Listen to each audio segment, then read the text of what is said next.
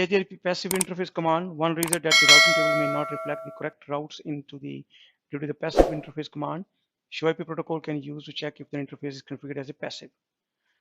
So you can check this interface, show IP protocol. So which networks are actually, you see, we are routing for those networks. So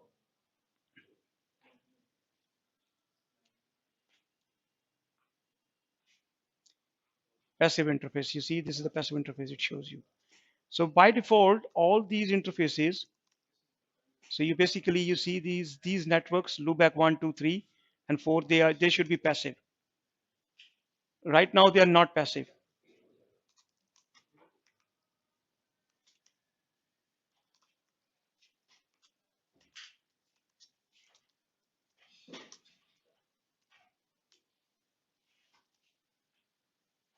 So you see, now I configure them as a passive, which means they are not networks advertised on this network, right?